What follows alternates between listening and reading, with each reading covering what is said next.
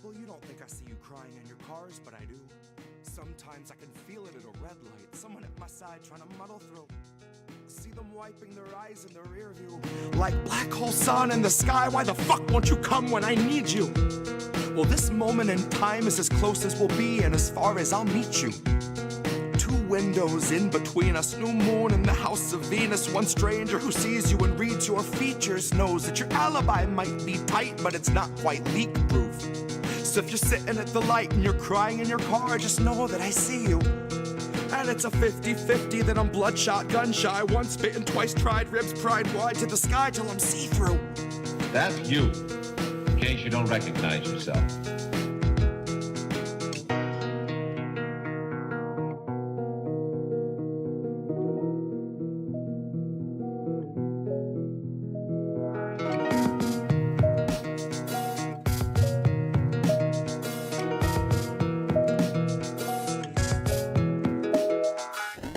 You don't think I see you struggling to breathe, but I do. I see you stumble in your everyday grief like I do. I try, but I do. I'm twice bitten too. My mind's split in two. My knuckles bright white from the 10 to the 2. And the song in my head is the theme for a fugue. A state of decay through the filter of corporate news, where they edit the grays and the blues. They whitewash the brown till they drown out the natural hues. And then it's just another fact to refuse, that the corporate ladders for hanging the company noose. Consider it one of your perks, after all it's communal in use. So you can come and hang till your legs go limp and they're shaking you loose. Now you watch 5 co-workers opt for the alternate exit, neatly suspended above where you wolf down your food. And your company gets its incentives embellished by harping on wellness, suggesting you'd best take time for your mental health after your 14 hours are through. Like we gave you a bottle to piss in and fixed up a noose on the crossbeam. Christ, what more can we do? So if you struggle to breathe any moment that you aren't asleep, then remember, most of Americans fear for their savings, fear for their shelter, fear for their babies. You aren't the fringe of exception, but rather a perfect example of capital's rule. And you're far less alone than the ruling class tells you is true. You're far less alone than the ruling class tells you is true.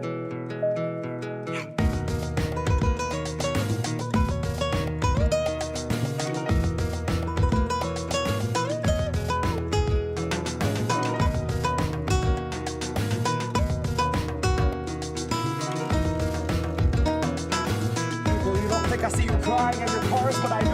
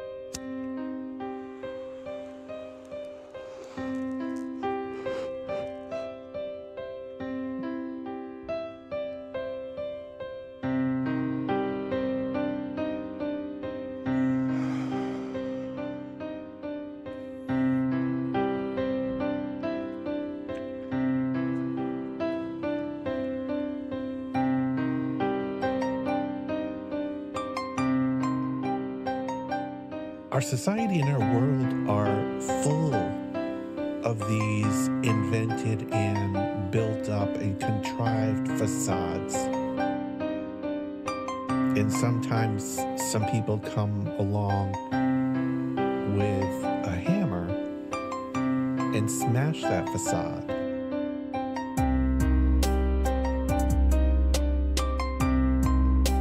It's a brilliant, powerful hammer.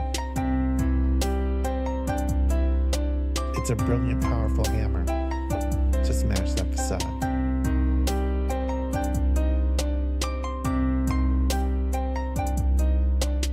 It's a brilliant, powerful hammer to smash that facade.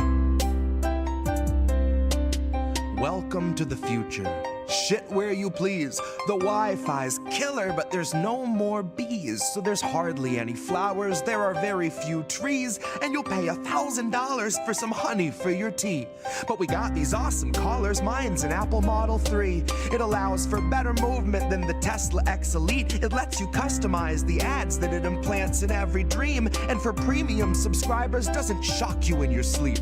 But it doesn't stop there. It can analyze your speech, and if it hears disinformation, then it notifies police. It's a swift re-education, but it knocks you off your feet like your booster every 7th week.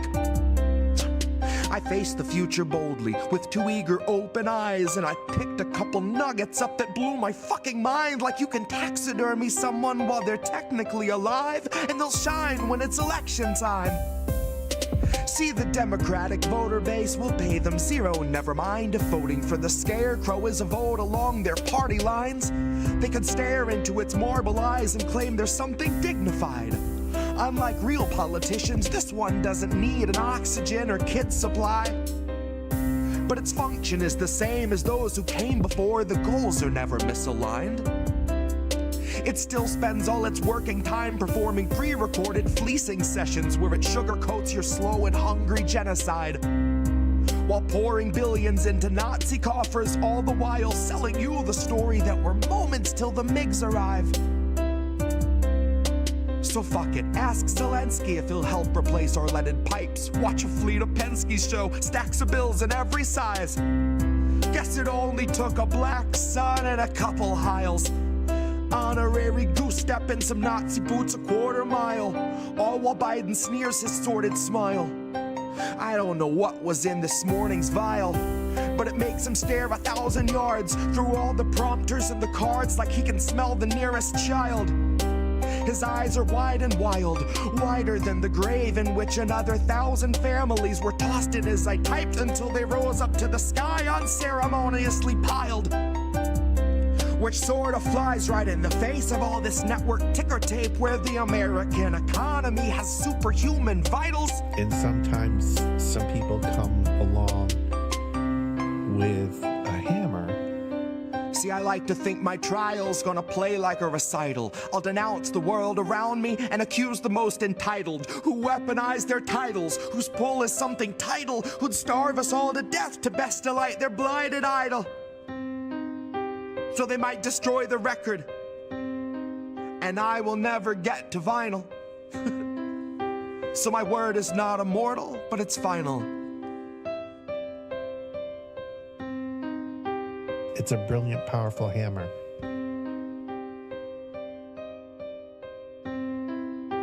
It's a brilliant, powerful hammer to smash that facade.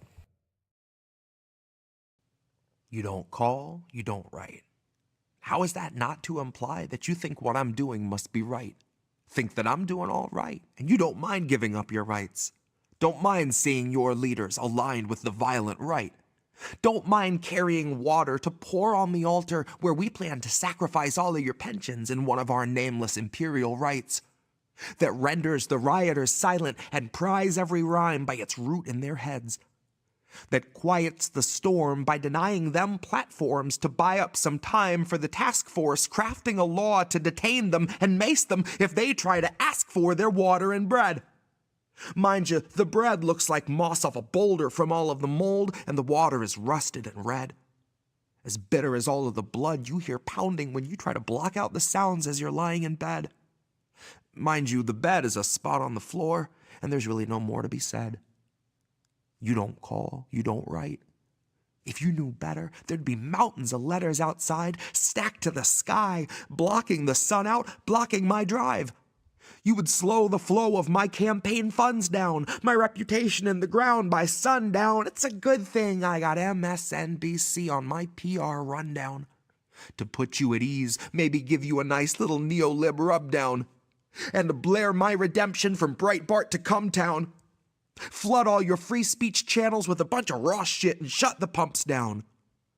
And then usher out a couple dozen sock accounts to pop up in your mentions with their toxins stocked and talons out, here to help defend a man's dementia with the passion of a talent scout, selling you their bullshit while they're drooling half a gallon down the hat. They'll pull a rabbit out. Now verbally they'll strap you down, slap you with a finely crafted soundbite from the squad that you could try to feed your family with, or play back for the officers arriving to evict you in the hopes that they won't snatch you out. But big surprise, their clubs are out and masks are down, impolitely asking you to pack a little faster now, just to please the bastard with the fascist hats and badge that makes him think he's someone actually of matter, not an actor playing overseer at the sick behest of benefactors who will starve as many families as it takes to make their profits fatter. And when they tell those loyal cops their kids are on the chopping block to sate their daily greed or need to satisfy their hungry stocks, statistically, 2/5 of these are all too pleased, because it just means that they could beat their spouses without all those little weak attempts to make them stop. I was watching TV, screaming, "Make it stop," screaming at the cable feed of Double Talk, screaming at the Daily Razor shaving down our labor laws, screaming at the left like they can wave a wand and change it all, screaming at the leaders we gave time and trust and money to who played us all, we the people, tattered rags and paper dolls, screaming at our debt and at the overfed pigs who created all, and trying to teach the ways of the world to my son like I don't hate it all. Stone soup, cops came and ate it all. Waters for the homeless? Cops are gonna break them all. Education budget? Cops are gonna take it all. Send your kids to prison. Think about the time you'll save us all. Years later, you'll be lucky if you're paid at all. Years later, you'll be wired to a grid that turns your brain's electric current to a resource they can strip, and we will all be mining Bitcoin 80 hours at a clip. Too tired for the drive home, it ain't worth the trip, 'cause it just hurts to be reminded that you never see your kid. And every time they fire up the hub and plug you in, their memory recedes a little further till it blurs into the dim, till you can't recall your kin. Open up your eyes and you see Tesla on your skin. Earn a dime a day and owe them 20 for the mandatory membership to Tesla Gym, where we're all one big happy family who neutralized your family at the gates when they tried to sneak a message in, and taunts you with escape in our advertising messaging. Taunts you with the sounds of a child at play, a warm summer day, those things we can all sense slipping away because their frequency is lessening. You are working for a living in which you are only visiting, working under safety laws that profit ends up pivoting and shifting into figures in which losing you is just the cost of maximizing profit in the world that we do business in. That world in which we fight to see the bright side but always get the business end. And I've been here in wait since late '08 to witness this descent. So suck my soul away in little bits, a dime a day, but at a monthly cap of 50 cents. 'Cause Tesla-funded studies show that overpaid employees don't know what to do with all the extra money 'cause they're lazy or they're ignorant. But all that extra capital keeps innovation radical, so you can say that you were part of history in the making in the unacknowledged, patronizing, strictly honorary sense. Now, we understand you may resent that Mr. Musk was heaven sent to take you on his back for his divine ascent, and then just before he reached the palace gates above the firmament, he dropped you on the outer steps a month before retirement. Again, may we refer you to suggested ways of demonstrating gratitude for Mr. Musk that he was kind enough to let you feed his great Leviathan. Tesla-funded studies show that you amount to nothing in the hours you're not wired in. The hours you spend quietly denying that you let them in your head or let them walk potential buyers in. Mind you, all of this a mere month before retirement. And mind you, your retirement is waiting in the dirt that feeds the hyacinth. Or maybe, if you're lucky, you could spend another year assisting researchers in biosynth. And mind you, that amounts to nothing more than torture, but they wipe your memory after every session, washing out all prior sense. Think of it as Mr. Musk absolving you all prior sins. Don't think of it as skinning you and fitting you with trial limbs. Think of it as Mr. Musk presenting you the opportunity to help America's elite achieve tighter skin, fuller lips, healthy eyes, smoother lids. Don't think of it as rape. Try to think of it as Mr. Musk assigning you a mate because America needs cattle. I mean, kids. Don't ask what Mr. Musk can do for you. Ask yourself if there is something more you have to give. Ask yourself what more you have to give. Ask yourself what more you have to give. Ask yourself what more you have to give. You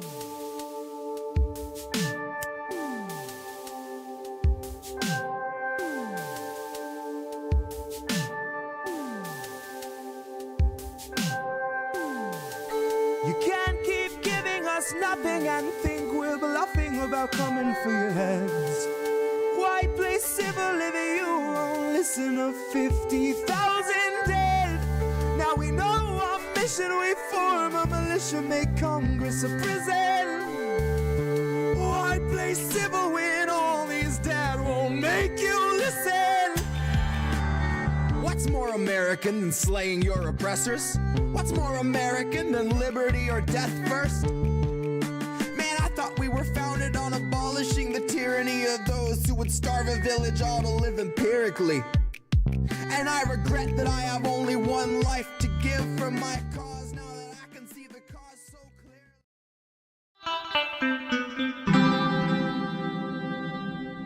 Who are these people? Hi, everybody. Who are these people? See, I didn't peek out the mic tonight. That's Reef's job, I guess. This is How Do We Miss That? Happy New Year. Happy 2025 PSYOP season is in full swing. It's a PSYOP. It's all a PSYOP. Oh my goodness. All of it. Yeah, so it's been a few weeks since we've been live. Recorded a bunch of other stuff and went live even with AM Wake Up on Friday, so it's not like you guys haven't seen us around, but Reef's been in hiding for a little bit, for sure. Nobody's seen him on a live stream in a couple of weeks. Yep. He's getting back in the swing of it this week, so he'll be back on INN News with Colin on Wednesday. Spend some time with the family. Glad that everybody's back in school now. We're back in that mode. 12 days full time with the children was a challenge, to say the least. I love my children, of course I do, but the fighting and the whining and the everything else, I'm just glad they're back to school. So we're ready to go here. Good luck finding stories that are not connected to a PSYOP. That's what our challenge really was this week, or my challenge in trying to pick out stories. One of them we had pretty much pre-decided before we had started this week, because Reef and I wrote something over the break. Oh yeah, by the way, that's Reef there. Say hi, Reef. Alert. Yep. Alert. So, and this is Indie News Network, and this is How Do We Miss That? And I do all those things, and we work on a value for value system here. And so if you like the channel and you like the content, share, because everything is free. And that's the bottom line there. Shout out to all the independent media creators out there for sure. We're going to feature independent media, and we are not going to really feature any corporate media, which is kind of the theme of this network and what we do definitely on this show. Anything you have to add before we get going? I mean, The revolution will not be televised. Well, we all knew that. yeah. Was that Fred Hampton, or was that Kwame Ture? Revolution will not be televised. Might be Curtis Mayfield. It could be. It might be. Oh, that Cornel He's one West of would be them. very happy to hear that. If so. So yeah, I'm Andy. That's Reef for those on the podcast. Let's get going. We have a huge lineup of stuff to cover, and it's only really 3 big stories. Because again, there's so many PSYOPs happening. I didn't want to go into the PSYOPs. And we can go into a list of PSYOPs. I don't want to do that. Everybody else is making their list and checking it twice. What I did want to talk about is this doctor in northern Gaza, Dr. Hussam Abu Safiya. that is clearly something that's happening where the international community is standing up, speaking out, and saying there's something wrong here. I mean, not like all of everything that's happened in Gaza isn't something wrong here, but this is beyond the pale. I mean, they've already destroyed the entire healthcare system effectively in Gaza. They were in one of the final, makeshift hospitals that was operating is Dr. Hussam Abu Safiya. All right. A doctor who performed his son's funeral prayer and then returned to care for his patients. It is our duty to not forget him. Totally agree. All right. You sent me a video from Eva Bartlett that she had put up about him, that he is a director of Kamal Adwan Hospital in northern Gaza, recently arrested by the Israeli invading forces. And we'll show the picture in the video. A man of great humanity. Okay, his colleague implores the world to stand with Dr. Hussam, who says he stayed with them even when the Israelis were yelling at him. He refused to leave his staff, didn't do so willingly, but by force. Then they show him like getting in the tank, or you see that on another video. حسام الصفية اعتقلوه من مدرسة البخورة بعد أن بقي معنا ولن يخرج، مع أنه قالوا له يعني اخرج أنت حر، قالوا ما بترك الطاقم الطبي. أخذنا وجينا نطلع بالليل، بعدين زعقوا عليه واعتقلوه. رجل إنسانية نناشد كل العالم كل مؤسسات حقوق الإنسان بأن يقفوا بجانب الدكتور حسام أبو صفية، الرجل العظيم، الرجل الذي زرع بنا وفي قلوبنا الصبر لكي نصبر في شمالنا الصامت. والله ما خرجنا من شمالنا إلا غصبا، لكينا دم على أبواب مستشفى شمال عدوان حينما خرجنا غصبا من قبل جيش الاحتلال. حسام الصفية اعتقل. I mean, so you had this happen. He fought an army alone. This is now becoming a very famous picture. What a crazy image, dude. Of him staring down. I think Prime did did a depiction of that. That was pretty good. There's several. I saw several works of art that were depicting that. So that's Eva's take on it. Then we have Sana Saeed, who was formerly of AJ Plus, now independent. Follow her all over. She's on Substack, she's on Twitter, she's on Instagram primarily. Sana Face. They said Dr. Hussam Abu Safiya to stay Taman, where they raped Dr. Adnan al-Bursh to death. This was this was on New Year's Eve. That's where we have video footage of IDF soldiers raping a Palestinian man, leading to the Israeli riots and the Knesset debates over the right to rape Palestinians, which is insane. That's where they also, female IDF soldiers rape Palestinian men. It's a torture camp. We saw him plead to the world for 84 days to protect his besieged hospital and patients. We saw him walk up to an Israeli tank, try to plead again for his patients, get arrested, and be sent to a torture camp. Yes, Palestinian healthcare workers are brave, but what has forced them to be brave is what should force us to hang our heads in shame. Yeah, absolutely. And then we even have Sharon Zhang. Again, we're only going to the best here, who reported the day before that they had seen him there, and that he was beaten until his eye was bleeding. All right, again, Sharon Zhang over at Truthout. They abducted and carried out a massacre in the hospital last week.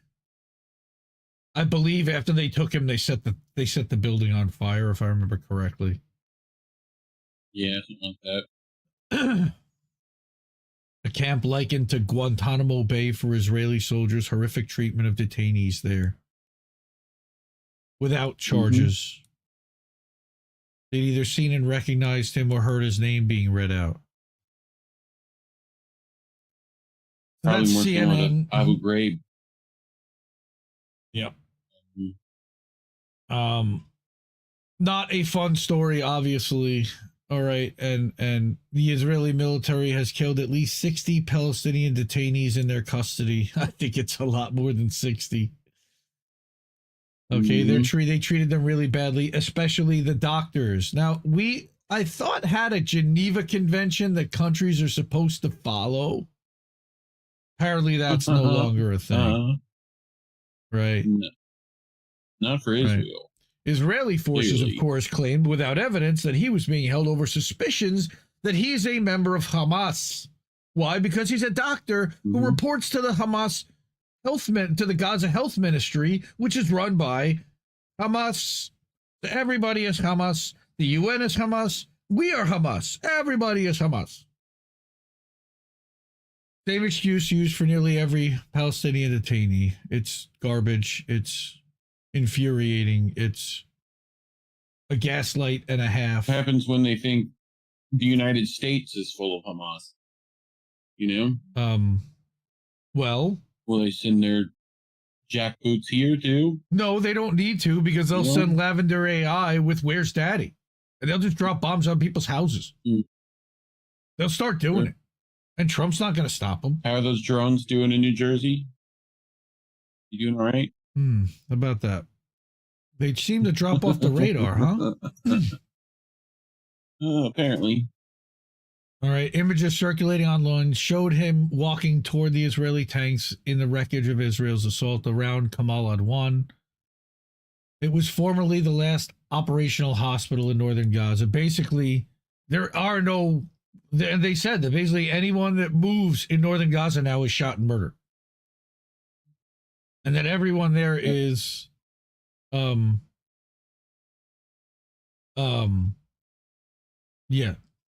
guilty automatically. Like, really?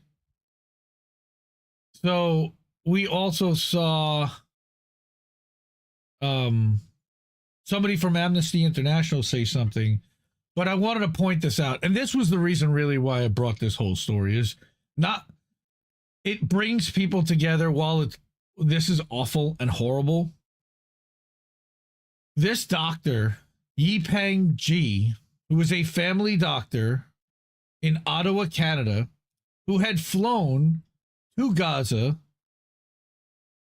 okay, I believe, but at the beginning of this month, I heard from Dr. Hussam Abu Safiya calling in from Gaza during a Doc Stop Genocide meeting. He spoke about the conditions in northern Gaza and the medical cases he and his team were seeing at Kamal Adwan Hospital, including witnessing and experiencing the targeted and deliberate attacks on civilians and many healthcare workers. So he put this picture up with the hashtag, and what it started was a movement of healthcare workers doing this. All right. So Sarah Wilkinson, famously detained by UK under Section 12. Yep. All right. She compiled a 2-minute video of more healthcare workers doing this. Well, let me just back this down so you can see it all. Scroll up. Healthcare staff across the world call for the immediate release of Kamal Adwan Hospital Chief Dr. Hussam Abu Safiya. And let's play this. Release Dr. Hussam! Release Dr. Hussam! Release Dr. Hussam! Release Dr. Hussam!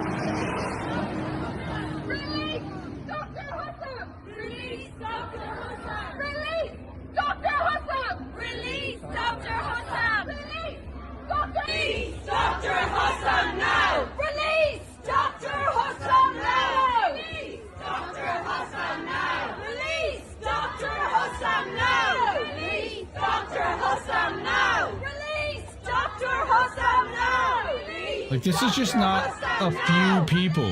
Dr. Hussam now! Here's my point. That this many people who work in healthcare are doing this. Release Dr. Hussam now! Are you even aware? Dr. Hussam now! Doctors are not a target! Doctors are not a target! Neither are journalists, but doctors. Doctors are Especially, yep. Doctors are not a target. Doctors are not a target. Doctors are not a target. Healthcare is not a target. Healthcare is... Stop torturing doctors! Stop torturing nurses! Release Dr. Hussam! No, Dr. Nick, he is not. To my knowledge, at least. Release Dr. Hussam! Release Dr. Hussam! Release Dr. Hussam! Release Dr. Hussam! Positivity, Elon. Go fuck yourself. What is that? What is that in Kill Bill, the crazy 88s? See the crazy 38s, bro. Don't worry about it. That's right. You know? Not enough people are talking about it. I'm glad we are, at least. We're going to talk about this. All right. Here's another of the same 2-minute video. Okay. I didn't realize it was the same one. Terrible. Here's a few of the actual, the people that were in that video. Here's Dr. Jem Newman, family medical resident. I call for the immediate release of Dr. Hussam Abu Safiya and his colleagues. He was abducted. Calling for the protection of hospitals and medical workers in Gaza and end to the genocide. And this is just... War. Yeah. I'm as mad as hell, and I'm not going to take this anymore! Not a target.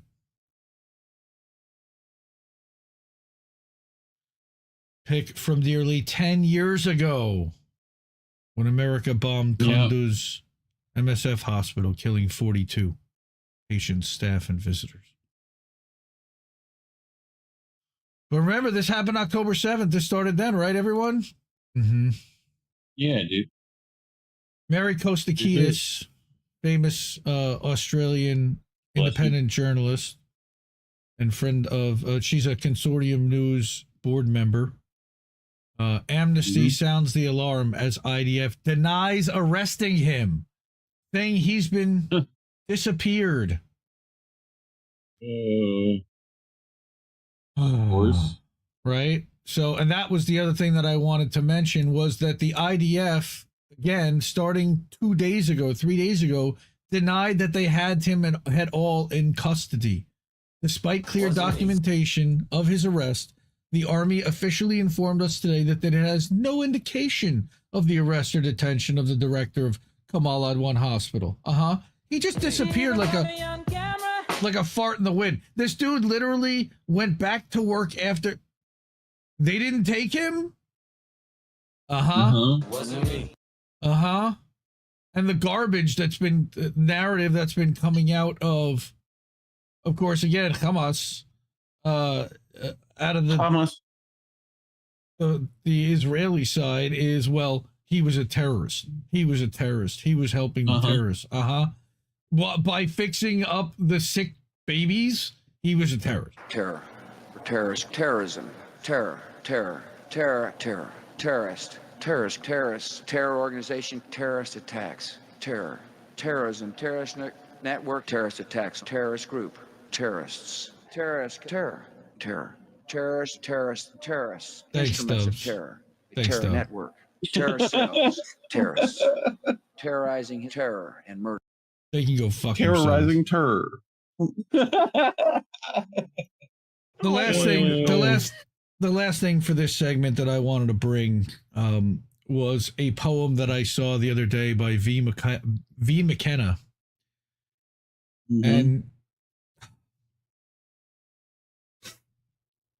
it's titled "They Shoot Horses, Don't They?" They're shooting horses in the Gaza Strip. They're shooting anything that moves at all. They shoot until they have an empty clip and then reload their guns and shoot a wall. They're shooting little kids right in the head, even cripples limping with a crutch. They're wasting ammo on the living dead and laying waste to everything they touch. They're shooting ghosts. They even shoot their own, those hostages they claim to care about. They film their crimes by shooting with a phone. The spectacle, what they're wiping out. Wondering, is this all really true? Do they shoot horses? Yes, of course they do. Yeah. Huh? They of course they do, and we've seen that too. We've seen those videos of them of the horse literally just collapsing. Yeah. Like attached to a wagon, Really? and then down to yeah. Sorry for the heaviness, everyone, but not enough people are still talking about this. You know, it's still happening. And because of that, we are like, I'd love to not have to do heavy stuff every week, but turns out the world still is pretty heavy, you know? Well, and like, until it's not. But this is one of the things that all those psyops are trying to distract you from actually paying attention to and focusing on. And it's just like, that's why it's all about now positivity and love and information and education. No, it's not. Like, for whom? You know? Yeah. Shout out to everybody out there that's live watching us. Hi, how are you? Love you all. Again, happy new year. Boats will be back. Yes. Boats is going to be back on the Ocho. Yep. We're doing it on the Ocho. We'll talk about the Ocho later. The Ocho for now. Okay, old man, yeah, we'll do it on both. But I think actually on Rumble we can only do it on one channel, so we're gonna, I think, put it to the Ocho. Whatever. We'll just the link is the same. It doesn't matter which channel it ends up at. You know, we can move it back and forth. Anyway, that's the way Rumble works. Angel, the Zionists are using their holy book as justification for their atrocities, just like some other people did to Jewish people during World War II. Yes, absolutely.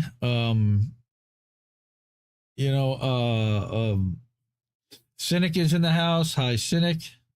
You should not be here. I think you should be here. I love you, and I'm glad you are if you still are. Yes, go start. 41 kids a day murdered, 100 plus Palestinians a day genocide, and we know it's not about the hostages. We're going to talk a little bit more about what's going on in Palestine, but more from a narrative management perspective. Man, that poem really got me. That just freaking beat the crap out of me. So, like I said, the reason why at the Legion of Doom covering stuff like that is why we get demonetized. That is a new gold bar at the top of the screen. Dr. Nick, that is correct. Yes. It is support the media you want to see. We were able to, over the Christmas break, clear enough to pay off Zago and finish that project. So thank you to everybody that actually made that happen. And now we are just trying to fund the network and cover our annual expenses, which is close to about $2,000. And then we can start doing some really fun stuff. So thank you to everybody for making that happen. Yep, we had some new people just in the last week or so. Appreciate everyone hanging out on Friday night for American Tradition, where we reran the live walkthrough of what was it, Black Site. Yeah, so that was a good time. Maybe we'll do Extremist next week. Maybe we'll do that. But we're supposed to do a live show tomorrow. It's American Tradition. Tuesday night. Yeah, we're gonna do a live show, so that'll be Friday night. Tyler Russell, thank you so much. If you're listening, watching, or if you're around, annual subscriber to INNnewsletter, and you can see I changed that at the bottom. Cash App, Ko-fi, PayPal, and INNnewsletter.com are the ways to support, subscribe, and hook it up. Yeah. So, What? Everybody, what? What else is? And let's see. Did I see that Oz is around? Great and powerful Oz. I thought I saw Oz in chat. Possibly. Shout out to our friend Oz. Thank you, Dr. Nick, for the $5 on Cash App. That's awesome. Appreciate that very much. All right, we're going to get started with the next story. The next story is holy sheep shit. Meanwhile, at the Legion of Doom. That's basically what we're talking about. Now, this is all from Indie Media Award honorees because we like to celebrate those guys. Celebrate Indie Media Award honorees like Matt Kennard, who was a co-founder of Declassified UK, has now since moved on and is doing some independent stuff. He's working with Apolitical, which is another channel I saw out there, British channel. He's been doing some things with Double Down News, but he put this out, and this was quote tweeting Alan MacLeod, another honoree for MintPress, another honoree. We're just going to go straight up. A few times. Middle East editor of the BBC News, previously worked as news editor for the State Department, the U.S. State Department. Yes, that is correct. While in post, he was informed that he was actually working for CIA, and he was absolutely thrilled about it. Did you ever work for the CIA? For decades, MI5 has had to approve every journalist the BBC hired. May still be the case. So that was a quote tweet of Alan going, what? So he found this somewhere in the Jewish Telegraph about a gentleman by the name of Raffi Berg. So we're going to learn a little bit about Raffi Berg. Raffi Berg. Right. Now, my question is, now that line says, quote, one day I was taken to the side and told, quote, you may or may not know that we're part of the CIA, but don't go telling people. Now, this was admitted. Go ahead. Do you remember a particular other, like, CIA cutout telling the Gray Zone, like, we didn't know if there was CIA people in the thing, and the, you know, that was the NED. Like, there might have been. Sounds very familiar, similar to me, for sure. Something like that. You know? So this came from the Jewish Telegraph, which I also find interesting and strange. Raffi had joined the BBC as an online reporter back in June 2001, just before 9/11. Huh?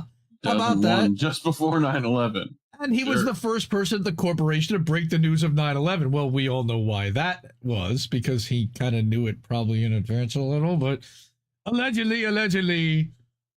I don't want to get us in trouble, but whatever. Anyway, my question is, why the fuck would he be stupid enough to admit that to a journalist? Even if it was at the Jewish Telegraph and he never thought it would get out, what? They kind of train you up to never admit that stuff to anyone, let alone a reporter. So, what's going on here? But let's also remember, and Kit Clarenberg, another honoree, friend of the show, friend of the network, might also add, BBC Verify is fronted by Mariana Spring, who not long ago lied on her CV trying to get a job for an NED-funded independent media outlet in Russia. Oh, see? I knew the NED would show up here. Of course they are.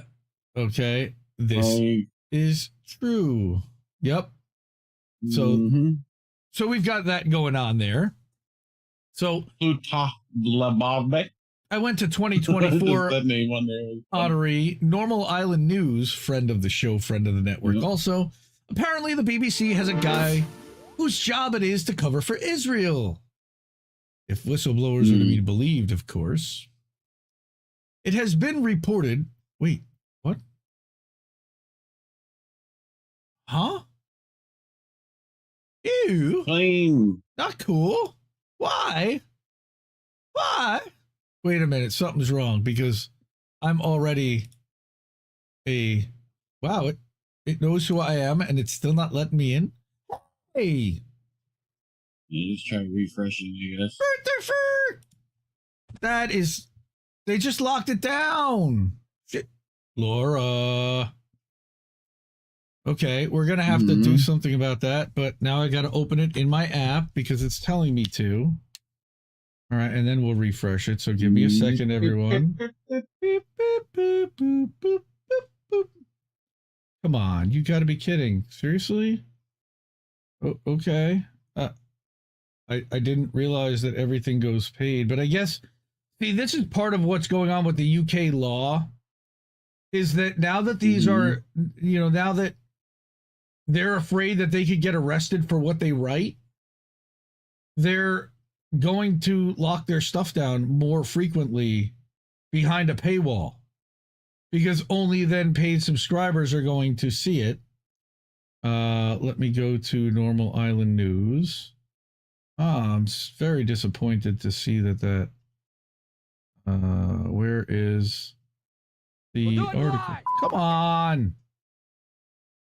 She wrote an article about Richard Medhurst, which I'm trying to scroll past like 1,000 posts of that. Come on, guys. Really? This was like from 4 or 5 days ago. A reading of. No, I don't want to read. I don't want a reading of. I want to see the subscribers only. Fine. Claim my free post. Do it live. Thank you. I'll write it and we'll do it live. Sorry, everyone. Okay. Now we got this. Well, now you're getting a paid post on top of it. I didn't even know that. So Snarky Laura says, it has been reported that the BBC has an editor whose job it is to whitewash Israel's war crimes. You'll be astonished to hear the accused editor is not me. His name is Raffi Berg, and it's claimed that he has full control over the BBC's coverage of Gaza. Remember when Gary Lineker was driven out of his job as a football presenter for not being neutral enough on Israel-Gaza? Thankfully, that standard doesn't seem to apply to pro-Israel news editors. As someone who's written a book called Red Sea Spies praising Mossad, Raffi Berg is the most neutral Middle East editor the BBC could possibly have. Red Sea Spies was written with large amounts of input from Mossad and, strangely, offered no criticism for the Israeli spy agency. Excitingly, Mark Regev and an Israeli ambassador called Ohad Zemet attended the launch of the book because they loved it that much. Even better, Benjamin Netanyahu keeps a copy of the book on the shelf behind his desk. Berg of course he does. Berg even boasted about this on Twitter like any impartial news editor would. Gross. Raffi Berg once worked for the U.S. Foreign Broadcast Information Service, which just happens to be run by CIA. He has a proud history of writing IDF puff pieces and flattering articles about illegal Israeli settlers. He even attended a rally in support of Operation Cast Lead in 2009, a massacre of 1,400 Palestinians. So as you can see, he is an all-around good egg. You therefore think that everyone at the BBC is delighted with its editorial direction, as I am, but surprisingly not. More than 100 employees have signed a letter accusing the BBC of failing to live up to its own editorial standards, but I'm proud to say that when the letter was offered to me, I drew a dick on it. I'm so mature, unlike those fuckers at Drop Site News, who spoke to 13 BBC whistleblowers but didn't speak to me. Remember, this is a parody of Laura Kay, who is a BBC host. Okay? Drop Site News.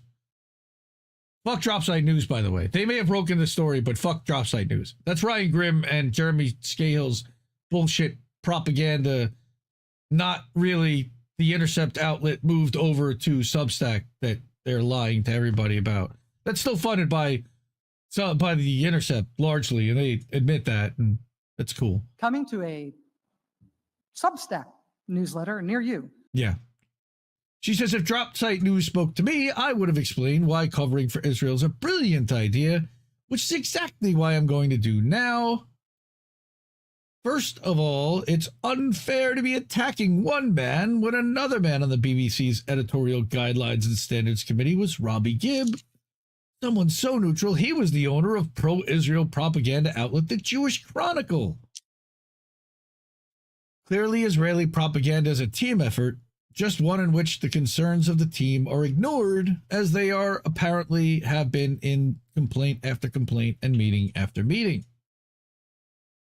Every sensible person understands the job of the BBC is to water down criticism of Israel and make false equivalences so it looks like both sides are equally to blame for genocide. Right, Piers Morgan? Mm-hmm. In case you didn't know, remaining neutral on genocide means not being too critical of the side that's committing genocide and suggesting that the victims had it coming. This is how impartial journalism works. Again, tongue firmly planted in cheek throughout this entire article. International law clearly states that if someone is ruled to be plausibly committing genocide by the International Court of Justice, you have a legal obligation to cover for them, just in case the world's most powerful court got it wrong. If you mistakenly accuse Israel, you'll make Zionists in New York feel sad. But if you cover for Israel, the worst that can happen is that loads of Palestinians die. Obviously, Zionist feelings are more important than Palestinian lives. Right? In one particularly impartial move, the BBC framed Amnesty International's declaration that Israel is committing genocide as Israel rejects fabricated claims of genocide because the population keeps growing, except we covered that they stopped counting before October 7th. Just know the world's most prominent human rights organization does not have as much credibility as the people who bomb hospitals and call their victims human animals. However, to be balanced, the BBC ignored both the evidence presented by Amnesty and the confessions of Israeli politicians. That's fair and balanced for sure. Sensibly, the BBC delayed publishing the Amnesty story for 12 hours to reduce its impact and didn't bother mentioning it on any of its flagship news shows. Why bother? As a result of the suppression strategy, the story only reached a third of the people it would have been expected to reach. This shows just how important it is to suppress stories the establishment doesn't like. Other brilliant strategies employed at the BBC include referring to ethnic cleansing as evacuations, pretending that a teenage girl murdered by the IDF was standing near Hamas fighters, removing mention of Israelis chanting "death to Arabs" from the earlier version of an article, and not reporting that Israel was blocking aid into Gaza, even when this is admitted by the British Foreign Secretary. David Lammy is his name. He's a douchebag. Also that there is a decree in the IDF or IOF that they can murder up to 10 civilians for every alleged Hamas fighter that they think they're going after. Yeah. Which we all know how that would work. So that just means do what you want. Right. Yes, the BBC is even more pro-Israel than the politicians who are blackmailed by Mossad. When one fact-check by BBC Verify undermined the Israeli narrative about the IDF firing at aid trucks, that fact-check was ignored in a BBC article written by Raffi Berg. Of course! His article didn't even mention that Israel kept contradicting itself, or that human rights organizations had presented evidence that contradicted Israel's lies. What else was Berg supposed to do? Inform you? Berg allegedly published a story which glossed over the fact that the IDF set a combat dog on a man with Down syndrome. We all saw that, mauling him. Oh, covered that. Soldiers locked the injured man in a room for a week. He literally called the dog Habibi and tried to pet the thing. They ordered his family to leave. His family later returned to find his decomposed body, but the original story barely mentioned what took place, presumably because no one could think of a positive spin. Shockingly, the story was later updated to stop the woke mob complaining about the BBC's coverage of one of the worst murders in human history. I guess some people will whine about anything. BBC News is the second most viewed website on the internet, after Normal Island News, of course, and therefore needs to ensure it does not upset Israel, even if it means upsetting its own staff. It turns out even senior managers at the BBC are concerned that the Gaza coverage is damaging the organization's reputation, as if there is one. But we can't admit they're powerless to do anything because Israel's in charge of the relationship. We're not supposed to acknowledge this under any circumstances, so please pretend I never said anything. Just know that Netanyahu could fire Keir Starmer if he wanted to. Never mind the managers at the BBC.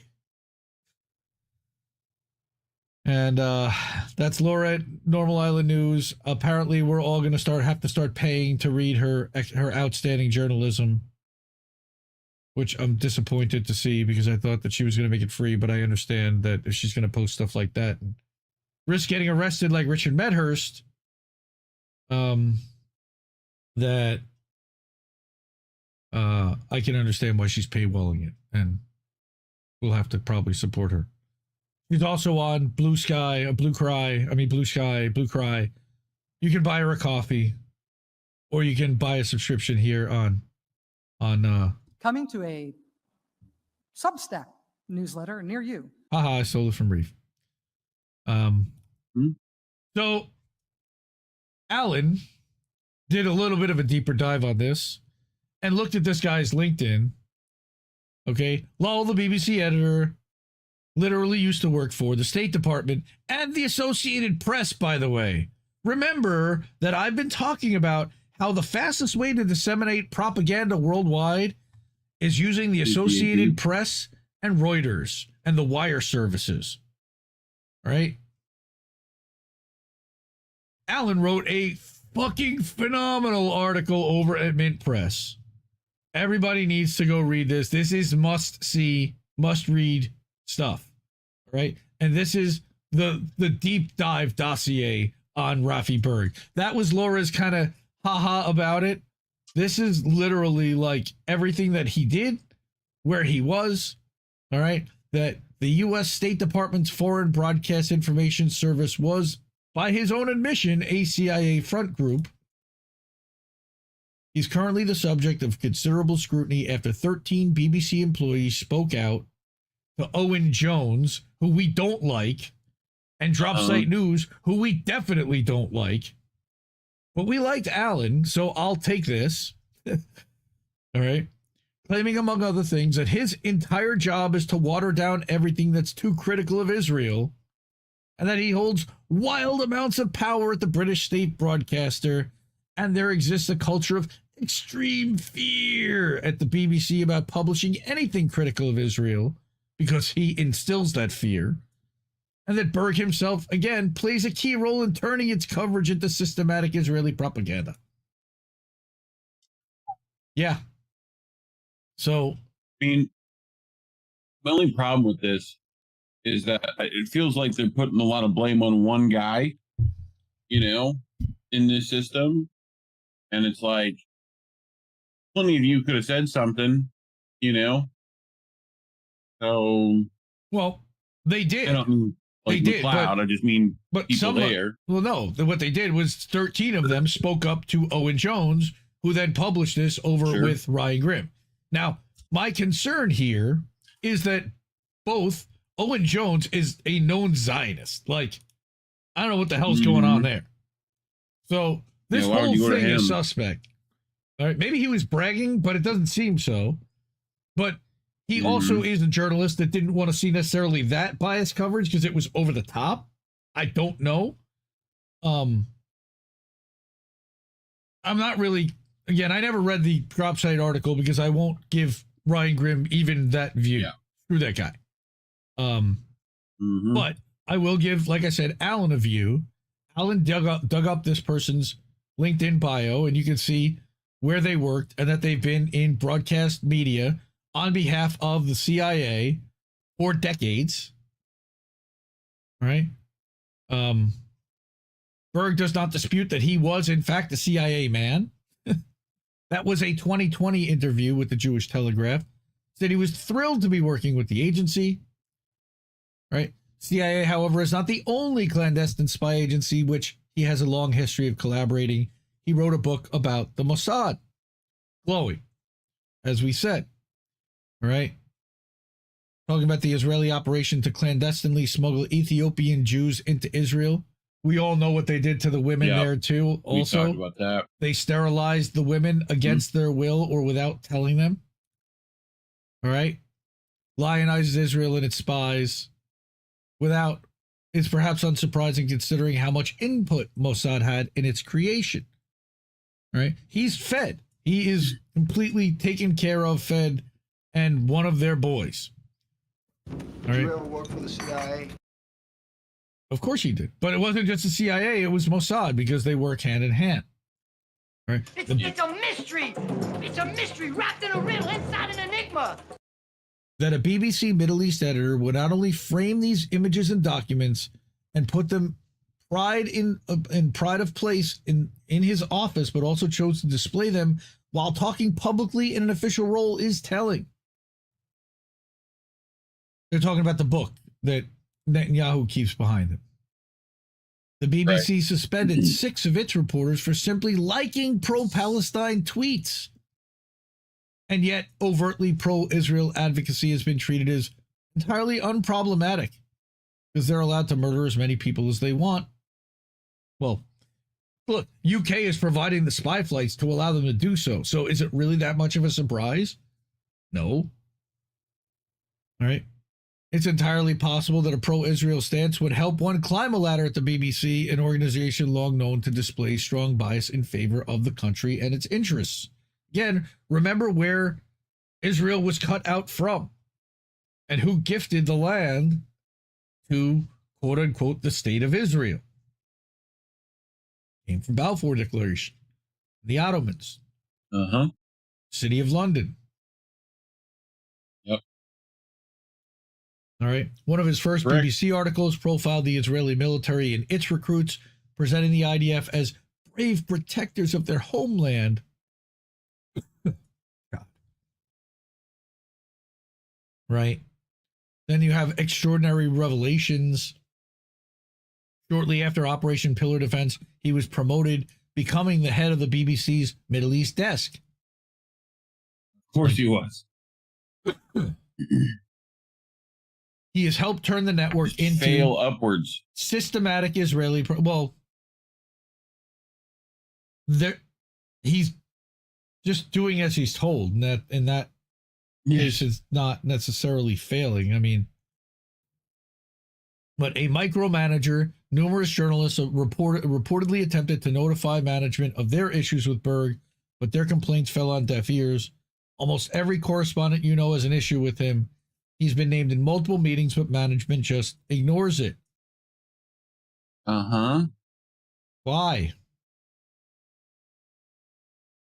I tried to find somewhere that, remember that somebody reminded us, I think it was Gordon, everybody in the UK has to pay a BBC license. It's like part of their taxes. Yes. So they're paying for this propaganda on top of everything. Berg is alleged to have made extensive pre-publication edits to other stories, changing the framing of news events to shield Israel from blame, whitewashing the Israeli attack on Shireen Abu Akleh. Right. BBC's text allegedly pinned by Berg himself read, "Violence broke out at the funeral in East." Where'd it go? I wanted to move make it a little bigger. I wanted to make it bigger. Sorry. Violence broke out at the funeral in East Jerusalem of reporter Shireen Abu Akleh, killed during an Israeli military operation in the occupied West Bank. Her coffin was jostled as Israeli police and Palestinians clashed. Jostled? As it left a hospital in East Jerusalem. We watched Richard Medhurst do a thing. Watched it again recently because we talked about the my origin story about 6 weeks ago. And we watched that clip where he goes, jostled. You said she was jostled. They tried to pull her coffin down and knock and attack her pallbearers and killed during an Israeli military operation. Who killed her? Occupation. Who killed her? Yeah. Thus, Abu Akleh's murder by Israeli forces was downgraded to a mere death during an operation, which with no perpetrator mentioned, like we said. While police attack on a funeral procession was presented as a clash between rival factions, presumably of roughly equal responsibility. All right. And there's other whitewashings that have happened. Israeli soldiers, here's the one with the attack dog and the Down syndrome guy. The lonely death. They actually had to change the headline. Israeli soldiers set an attack dog on this disabled man and watched him bleed to death. You'd never guess this from the BBC headline, though, of course. I believe that they had to change that. What was this about Tariq Haddad? I just saw something. All right. Whatever the veracity of the drop site allegations, the undisputed fact that a former U.S. State Department and CIA operative is calling the shots at the BBC for its Middle East coverage is undoubtedly of public interest. Why is the CIA having control over the British foreign state-run media and its coverage of Israel? Weird. And why is all this stuff pushed through intercept cutouts on top of that? You know, whatever. Just me. Okay, again, it bears a striking resemblance to the accusations of journalist and Indie Media Award honoree class of 2023, Tariq Haddad. In 2019, Haddad had resigned in frustration from Newsweek, claiming that the outlet systematically stymied him from covering the important Middle East news stories that didn't align with Western objectives. Perhaps most strikingly, though, he claimed Newsweek employed a senior editor whose only job was seemingly to vet and suppress controversial stories in the same vein as Berg. This editor also had a similar background with state power, as Haddad had concluded that the U.S. government was basically controlling and blocking his stories. And he said, when I resigned from Newsweek, I did so because all reporting on foreign affairs went through a particular editor who in my case turned out to be connected to the European Council on Foreign Relations. Yep. Which is like their NED, right? Yep. I remember correctly. Well, Council on Foreign Relations is much higher. It's like one step above the Bilderberg Group and the World Economic Forum. Implications of former national security state operatives dictating global media output are profound. This is not at least in the least because the State Department and CIA are among the world's most notoriously dishonest and perfidious institutions. I love that word, perfidious. Regularly injecting lies and false information into public discourse and to further Washington's ambitions. As Mike Pompeo famously said, we lied, we cheated, we stole. I was a West Pointer. We couldn't do that. Furthermore, both organizations have a long history of organizing invasions and coups and, of course, color revolutions in foreign countries, drugs and weapons smuggling, and human trafficking, allegedly, operating a worldwide network of, quote-unquote, black sites where thousands are tortured, allegedly. CIA in particular has an extensive record of penetrating media outlets. As far back in the 1970s, Operation Mockingbird, the Church Committee Unearthed, a secret project to infiltrate newsrooms across America with secret agents masquerading as journalists. Investigative reporter Carl Bernstein's work found that the agency had cultivated a network of over 400 individuals it considered assets, including Sullenberger, the owner of the New York Times at the time. What's really funny to me is you mean Carl Berenstein? Berenstein. The Berenstein Bears? No, Woodward and Bernstein. Correct. No, that's Woodward and Bernstein. The Bernstein Bears. But the funny thing is that Carl Bernstein's partner that got famous with him became one of those 400 individuals considered a CIA asset. Bob Woodward puts out CIA propaganda regularly. All right. Now, again, we talked about John Stockwell, former head of CIA task force, talking about we pumped dozens of stories of Cuban atrocities and ran fake photographs. Frank Klemenstein, what?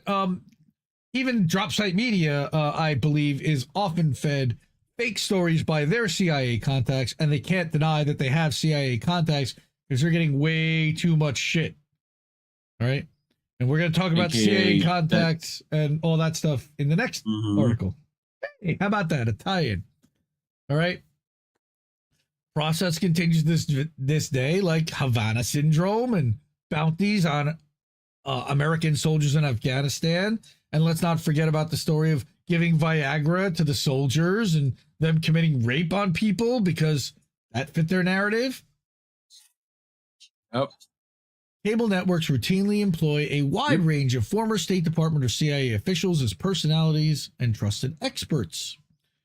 Former CIA Director John Brennan is employed by NBC News and MSNBC, while his predecessor Michael Hayden can be seen on CNN. Top anchors such as Anderson Cooper and Tucker Carlson have their own connections to the agency. Deep, very deep. Very deep.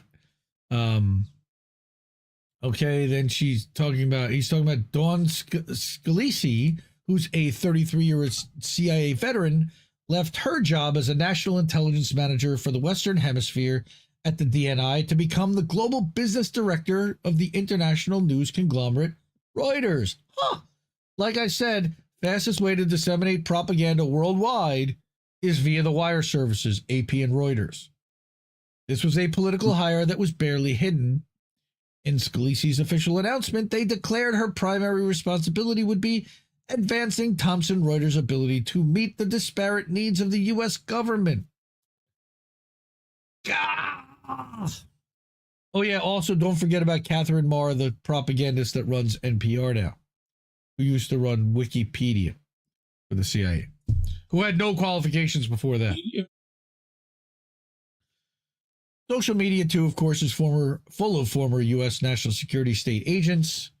His previous MintPress investigations uncovered networks of dozens of ex-CIA officials working at Google. He also found them working at Facebook, or Meta, Twitter, all the TikTok, the Chinese Trojan horse. Very famously, I remember that... you don't stop. That Reef and Jesse Jett covered that article 2 years ago. We covered that 2 years ago. Sounds like Steve Poikonen over here. Right? Tic-tac-toe, a winner.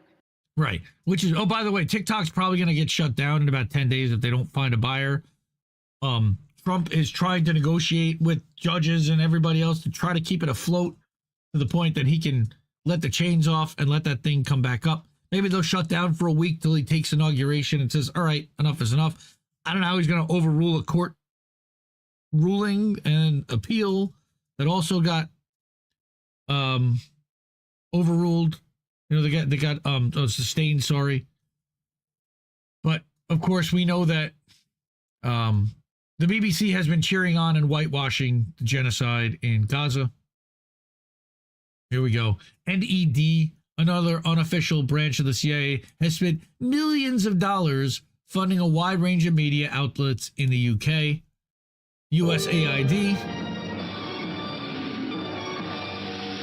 USAID is the third largest funder of BBC Media Action, which is the company's charitable arm, donating over $2 million annually there.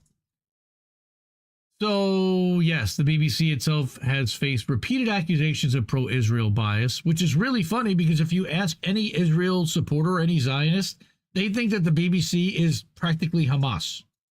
It's hilarious. All right. They think everything's Hamas. Well, that's true. You know. All right. Here. Like, Tariq Haddad agreed that much of the network's coverage had been subpar, telling MintPress that the BBC, of course, quote, like many institutions, has fallen way short of their coverage in documenting what Israel has done in a densely populated strip of land we know as Gaza over the last 14 months and prior. Totally agree. Among many other issues during many other date ranges. Totally agree. Like, another MintPress article by Robert Inlakesh, 2024 honoree, about the pro-Israel bias in the BBC exposed by those leaked internal emails and internal studies. Yeah, that comes months before the dropsite investigation. Remember the pattern. Ryan Grimm gets celebrated for breaking news 6 months to a year after somebody else already broke it. This happened very famously after October 7th as well, when Max and the Gray Zone and the Zay Squirrel and several others had reported on the Hannibal Directive, but for some reason, when Ryan published it in December, that's when everybody seemed to notice and be like, oh, okay, I guess so now. I mean, be. Yeah, fuck that guy. Fuck that guy in the ear. Fuck him in the other ear. Partially as a result, public confidence in the broadcaster has fallen to an all-time low. I can't imagine why. In July of 2023, again, this is before October 7th, just 38% of Britons said they trusted the BBC to tell the truth, down from 81% 20 years previously. I wonder what happened. And since October 7th, its biases have been put under even more scrutiny. Now, there's a lot of Israel supporters that'll be very happy with that, and a lot of Zionists in the UK that will be. But there's also a lot of anti-Zionists that are not happy about that. All right. Again, this is, like I said, a long article. Here's the end of it. To be clear, this article does not claim that Berg or anyone else at the BBC is a plant. I'll claim it, but... I will, though. No, yeah. I'll claim. Nor is it accusing him of any specific wrongdoing beyond working at a distinctly biased network. Except that we have evidence that he specifically changed stories to benefit Israel. So I'll do that. He's a little worried about getting arrested for it, Section 12 stuff. What it is stating is that it is telling that the person in charge of its Middle East reporting has framed pictures and letters of Mossad commanders and high Israeli officials on his wall as if they are rock stars and he is a teenage fan. That someone such as this rose through the ranks is a clear indication of the kind of culture that exists at the BBC, one that has systematically demonized Palestinians and manufactured consent for genocide. Nothing he's saying there would get him in trouble as far as Section 12. He's not advocating for anything to happen. He's not reporting anything that would potentially get him out of school or supporting anything that would get him potentially arrested. We don't want to see that happen to Alan for sure. Alan's awesome. He's a beast. Let me see what else. Oh, so not only is it happening at the BBC, and that's the other thing I wanted to talk about real quick, was that our friend Gen X Girl, I don't know if everyone is following at Gen X Girl 1994 over on Twitter. She's awesome. She's been putting together these cool graphics, and hopefully we help her go viral wherever we can. One of them, of course, is Vicegrad, which I know Reef and Colin covered like a year ago, the Polish outlet that has a lot of NED funding as well and ties to U.S. intel community. They're whitewashing Germany's war crimes and what Germany is doing to defend Israel and their whole push toward anti-Semitism, quote unquote, and prosecuting it. Of course, we know they're doing something similar to C.J. Hopkins in creating the new normal narrative and prosecuting anybody that challenges their new normal narrative. All right. We've also got the New York Post is Israel propaganda. Again, not a surprise. How did the New York Post get access to a crime scene? Now, I didn't want to talk about PSYOPs, but this is one that it glowingly jumped off the page at everyone to the point where it was just, if you believed this, why? It just went to show you who it's working on and who the propaganda works on and who it doesn't. Now, first of all, yes, this was a PSYOP. So first of all, what had happened was this woman who works for CNN somehow was given access to the person who had run through a crowd of tourists on New Year's Eve on Bourbon Street, murdering 15. Blatantly, like, contaminating crime scene, but whatever. So she gets to walk through an active crime scene, and the way that it's laid out, that, the Quran just happens to be open to a certain page, and all the again, like we talked about, Mein Kampf is probably there too. We talked about this with Luigi a few weeks ago when I claimed that I didn't think Luigi was the person that did it. An orgy of evidence. This here also is the existence of an orgy of evidence, because if you're not paying close enough attention, it makes it an open and shut case. Well, they found the person, they found his apartment, they found the material he used to do it, they blah, blah, blah, and it fits all together, nice, neat package. Send that guy to jail, and it's all over. Nobody has to worry about the story anymore. Except that's not really what happened, and we know that. So Gen X Hero put together this New York Post thing, because the Post, as well as others, are covering for this PSYOP. Why? How did the New York Post get access to a crime scene? Their reporter, I'm Israel Chai. Yeah, what a surprise. All right, puts on her bio. All right, that means long live Israel. New York Post owner Lachlan Murdoch secretly meets with Netanyahu. New York Post owner Rupert Murdoch, who says that in another month, America gets back beside Israel, meaning Trump. All right. The woman who was let in is a woman by the name of Jenny Taylor.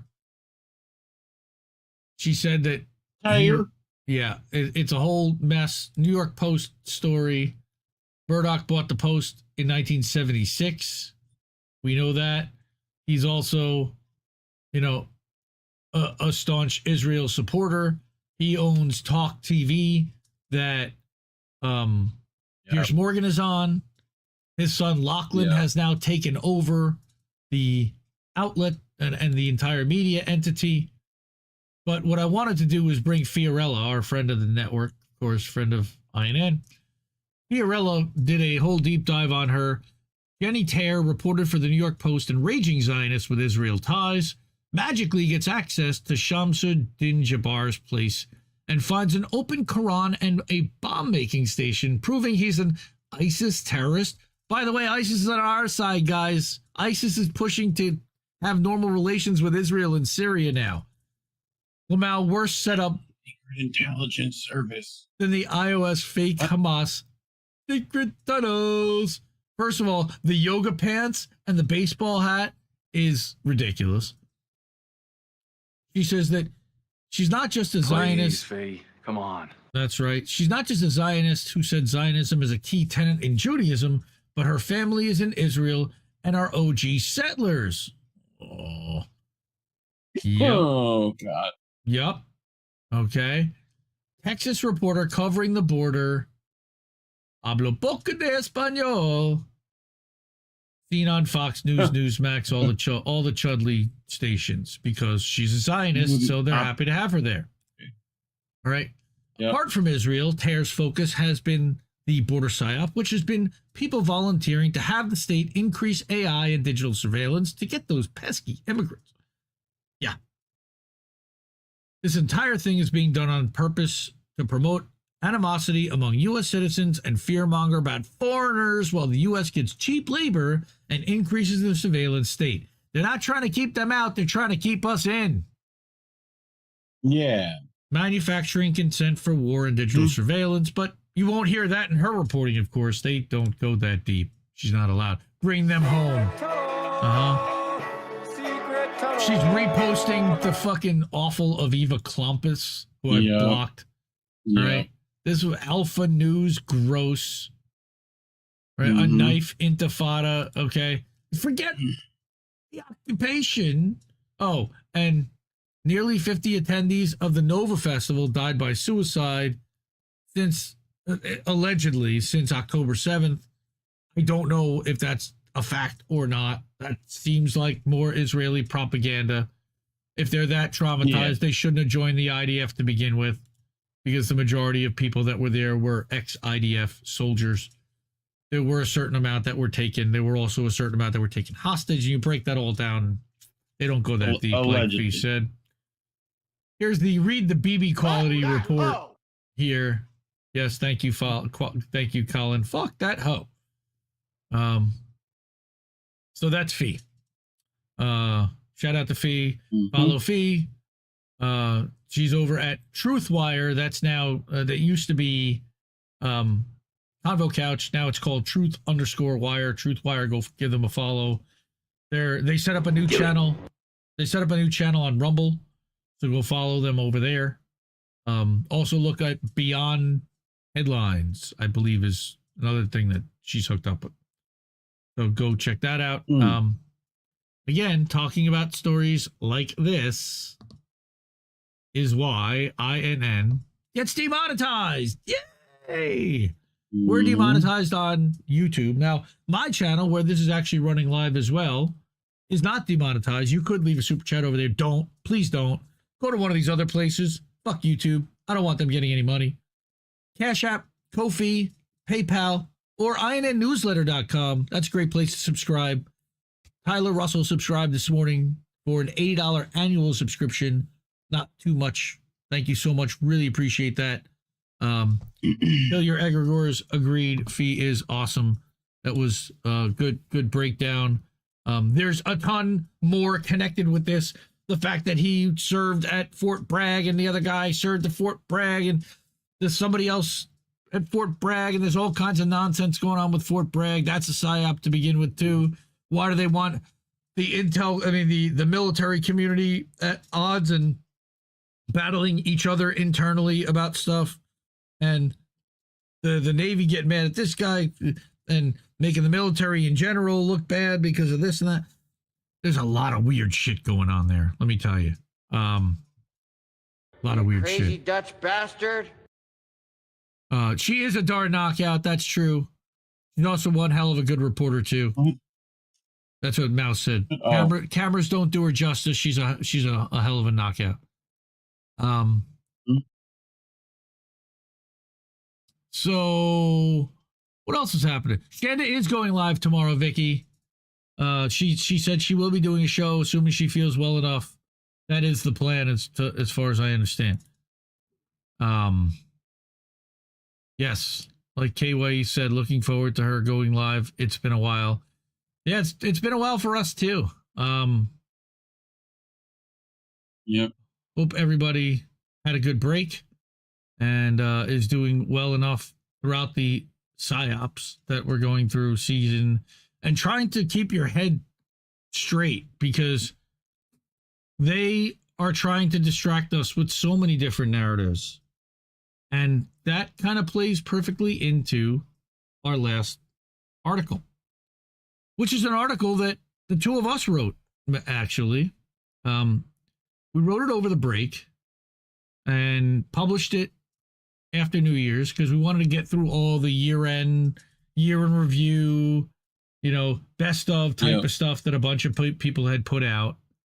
All right. But what we wanted to let people know, and we've been kind of, I don't know, I feel like a Debbie Downer when I talk about this kind of stuff, but at the same time, it's important because we're getting ourselves bogged down into distractions.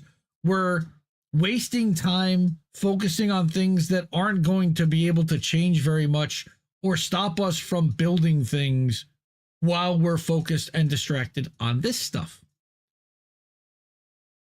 So in that vein, we wrote this article and I gave it a couple of different titles and I settled on Don't Feed the Trolls. Lots of people stuck on podcaster drama, duopoly distractions, and engagement bait. I don't think that's too much of a surprise to the people that are watching here. But I made this little graphic I thought was adorable. I made it using Substack, by the way, has AI built into it now. So if you go to, yes. Coming to a Substack newsletter near you. Thank you. If you go to Substack and you go to add a photo, one of the options is to have AI create an image. And then I took that image, dropped it into Canva, added the text with it, and blurred out the background to re-suggestion, added a glow to it, and kind of played with it a little bit. But I love the way it came out. But I'll start out saying we've seen some accounts in media, not just social media, but in media in 2024 who found their niche. Reactionary content, or debating the idiot of the month, or engagement farming. They post videos, memes, and content designed to upset whole groups into fighting each other in the replies just to have their amount of comments, likes, and reposts go up. A lot of these are just like copy-pasted breaking news of whatever will spark the next culture war viral psyop sensation. There's that word again. Often you'll see a screen cap of a headline and a photo with no reference or link to where the actual article came from. So you can't even read where it came from, which may have contradictory stuff inside it. So this article is really a plea to do your own discerning, to start asking the hard questions for yourself, and to, as Reef talked about, fundamentally change your approach to how you engage with others online. I find myself guilty of this often, and I think a lot of us do, because you want to get the zinger in there. If you feel the need to engage negatively online, and more importantly, if this account is a frequent offender to you, meaning that it triggers you or upsets you, why should this account or subject matter have access to your eyeballs and mind space? The algorithms, remember, are designed to show you more of what you engage with. This is, again, something that this guy talks about quite often, which is curate your news feed. Yeah, I think that's an important aspect, especially when censorship is rampant. You need to actively try and push the things you want to see more of into your, So, like I said, if you spend your time debating with the mountain of bots fighting some information war, you'll just be shown more of the same type of content you don't believe in. You have to make a conscious choice not to engage with that, remove it from your feed, and then like, comment, and share what you actually want to see and what you want your followers to see. Now, Twitter, screw you, Elon, we won't call it what he wants, specifically is paying blue check subscribers based on this engagement. And it's not nearly what he was paying them a while back, by the way. I saw some Decensored News put up a video from summer of 2023 where everyone was bragging about how much money they were getting paid for their blue checks. That money's way off now. But growth and reach are king. The number on their payout is dependent on how much they can stir up, how much attention they can stir up, and how many eyeballs they can keep pointed at them. The only way they can measure that is engagement, whether that's just a view, a comment, a reply, or a like, or any impression of any kind is what they're looking for. So what does this do? This pushes and incentivizes those monetized creators to farm for rage arguments under their posts. What they want is people fighting. Any argument. Yeah, any engagement. Some people are doing this on the other side, trying to get supportive engagement too. But having said that, a lot of people just don't care and want any engagement. That's why you see posts that are just some random thing that says do you see that? Do you see this? And then doesn't explain what it is and just posts a picture. Right? You just want people in the comments to say anything. Yeah. So plenty of ways to try and scam that system. But so my point to this was, if you're worried about people not understanding an issue that any of these distractions are getting wrong, you're welcome to post the resources, information, and media that could actually help your followers see for themselves who they should and shouldn't engage with. Again, separately, not on those posts, not quote tweeting those posts, not retweeting those posts, not reposting those posts, just on your own time without any of those people mentioned. You can just be this is wrong. Right. Because at a time when all the top truth-telling journalists and pundits consistently getting things right are heavily suppressed online, wouldn't your time be better spent sharing their work and the information that they bring to the table? Part of the reason why they're not getting seen is because these overinflated, promoted accounts get those retweets.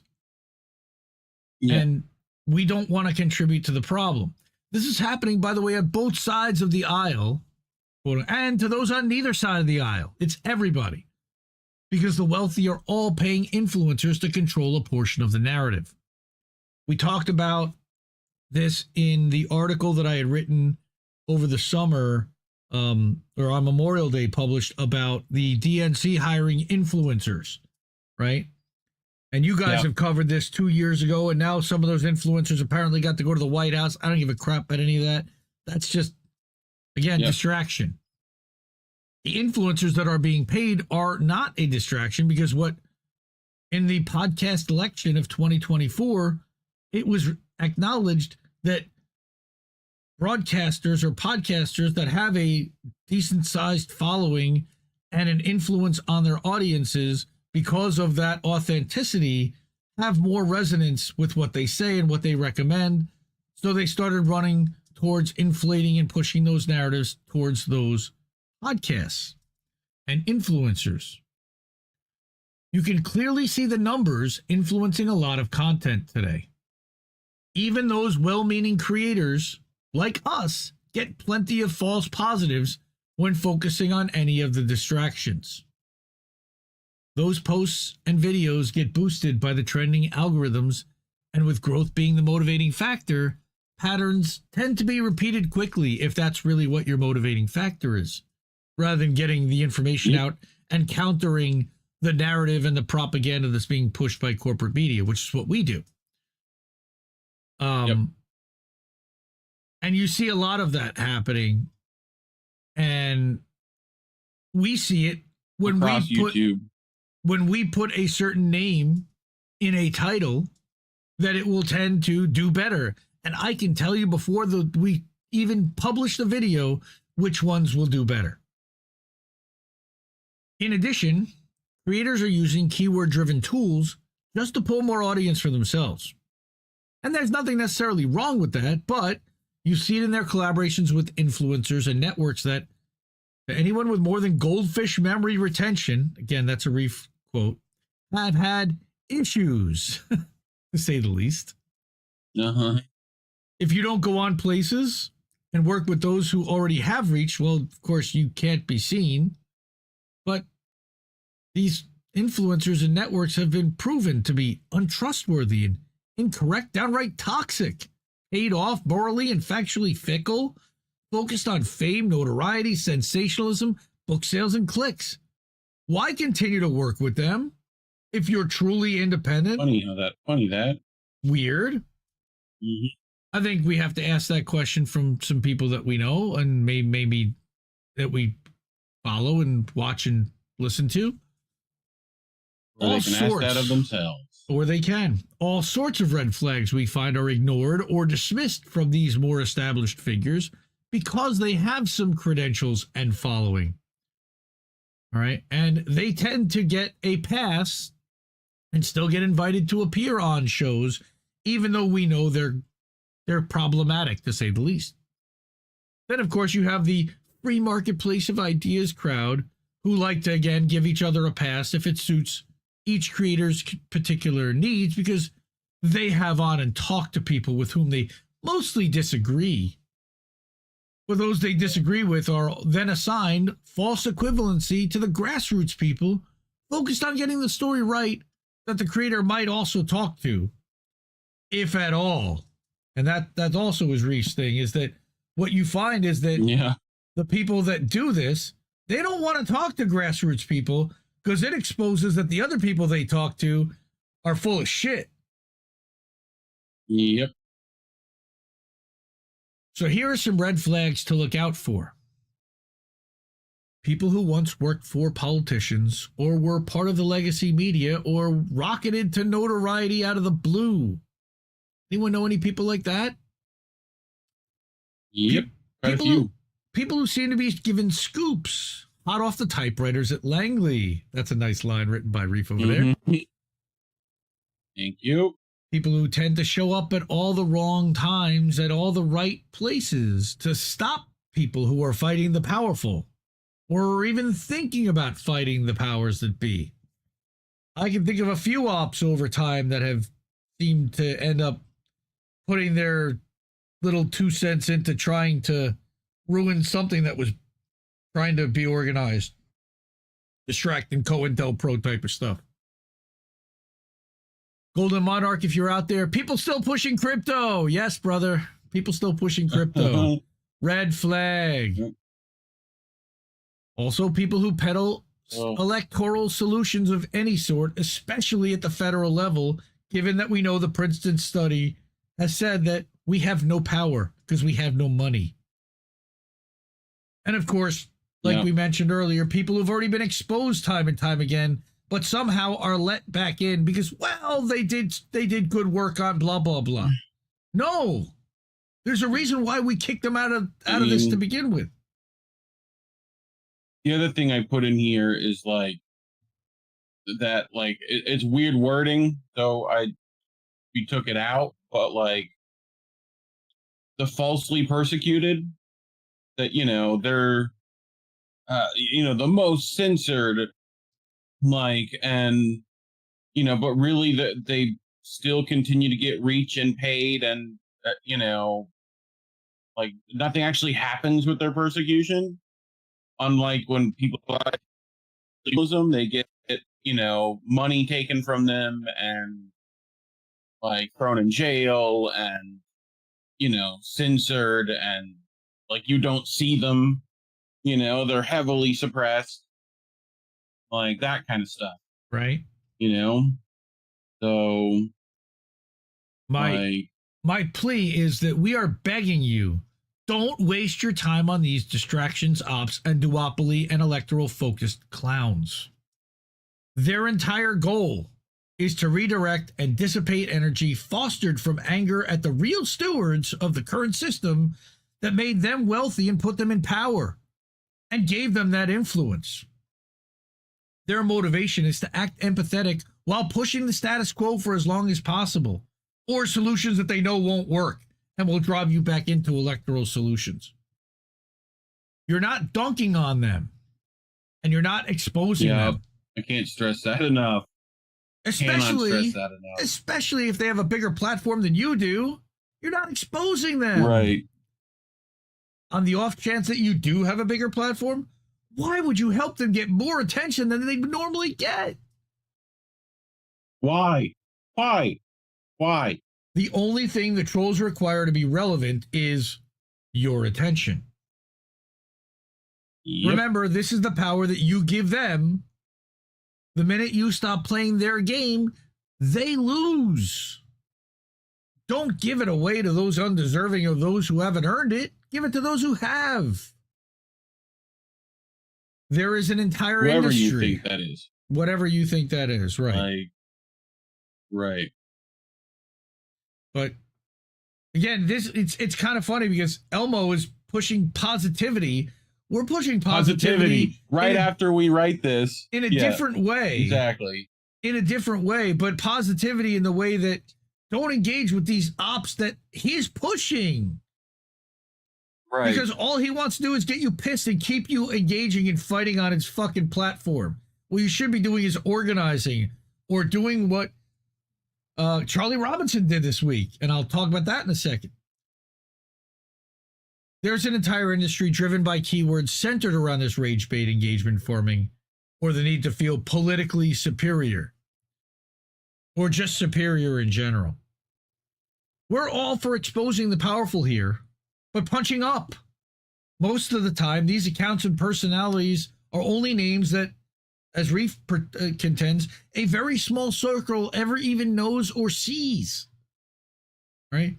The average person is too busy and preoccupied surviving life to even think about the long list of corrupt politicians and news anchors and elected officials and political influencers that the majority of people online spend their time and energy exposing. Go ask a normie. Right. Go ask a normie who I don't even want to say the name is. Any of those, I know. Yeah, like I don't want to use any of the names. I was about to, and it. Right. Who Sundana is, and they won't know most of the time. Right. Exactly. Most of that same list has no real power other than their influence or whatever laws and policy the real masters that we should be calling out order them to enact. Even the politicians are part of that. They're just mouthpieces for corporations and the owner class. One more thing. And this is going to get some people very upset with us, but I don't give a shit. Mm-hmm. creators who use the clickbaity titles and words like owned, destroyed, humiliated, with those same idiots' names in all caps sprinkled between those rage-baity click words, are also part of the problem. I'm going to repeat that because I think that's pretty important. Creators who use clickbaity titles and words like owned, destroyed, and humiliated with those same idiots' names in all caps sprinkled in between them are part of the problem. They're trying to grab your attention to replace the gap that corporate media is left open by sucking so badly. Please don't fall for that drama. What are those creators actually informing you about? Nothing. They're recapping what happened on another show and then giving their hot take on it, which, if I really cared that much, I'd just watch for myself without the filtered analysis. No thanks. Pay attention, moron. The other argument that we've heard, and the only other argument for why are we even addressing these idiots still, is that it's fun and we're having a good time and we want to laugh at the stupid, but who's it really helping? Is it really fun? Is it really funny?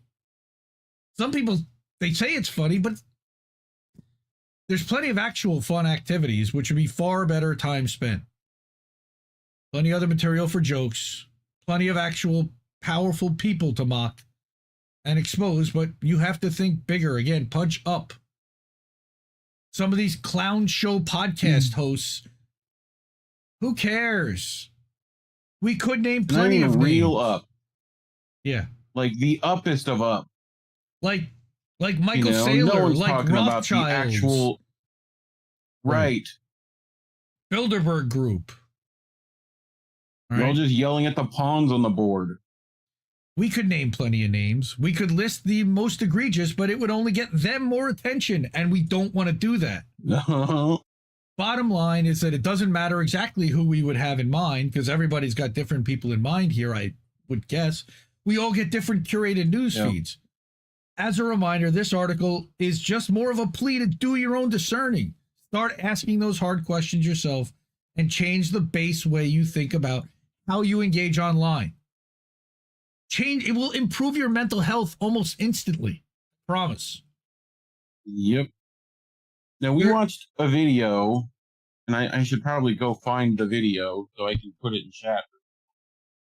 Right. About this very similar thing in the gaming industry, right? Gaming news industry. Yeah.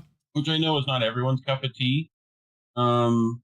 But I think it had much more broad implications and talked about a lot of, like, literally the exact same things we're saying. And pretty much the same conclusion that they came is that people are going to have to change the way they engage. Right? It's like the media literacy required. You have to be borders on paranoia. Like, you have to be paranoid about it. There's no one to trust, you know? So, ask all the questions. And multiple sources. You've got to have multiple sources. And what you're going to see in vetting data across multiple sources is that there's common data across all of them and that there's variations between them. And then vetting who's got the most accurate variations tends to be who's the best connected and who gives you the best stuff. But yeah. And just put that in the chat for people, and you can put it in the description of the clip. But people should go watch that. I mean, it's an hour 40, so feel free to, like, bump up the speed. Yep.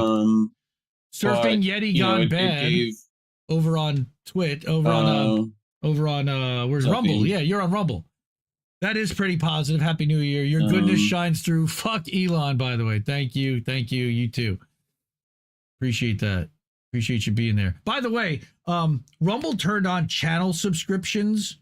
We are demonetized on YouTube, but we are not demonetized on Rumble.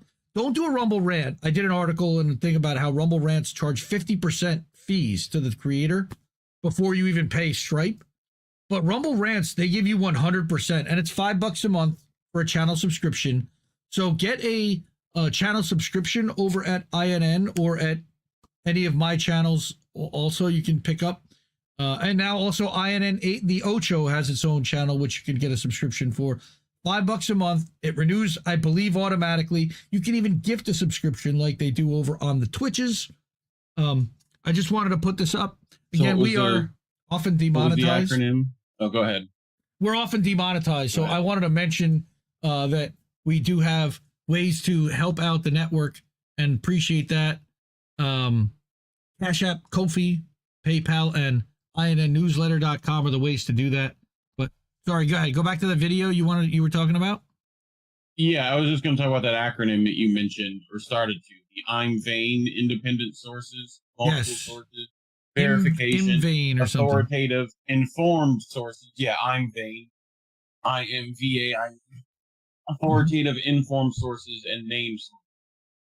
So that's like the things you need to even start to like understand an issue, you know?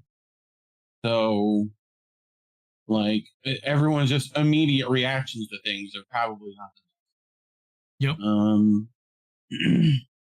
But you know, so is the internet. So it's like the only way we can deal with it is by individuals such as yourselves choosing, actively making a choice to be different.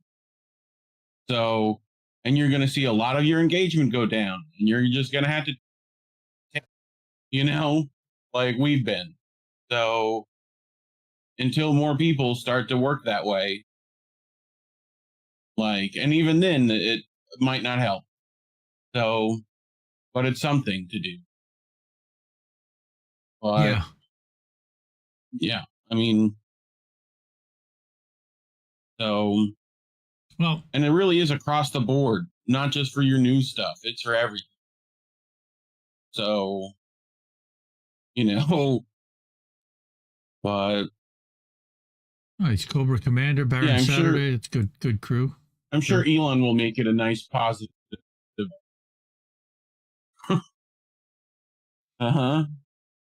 Robbie Burns, happy birthday! I see you out there. Good friend of the network, long time watcher.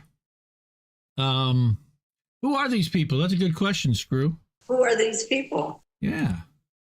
So I had no more stories, but I did have some articles that I wanted to bring up. The first one kind of is a story.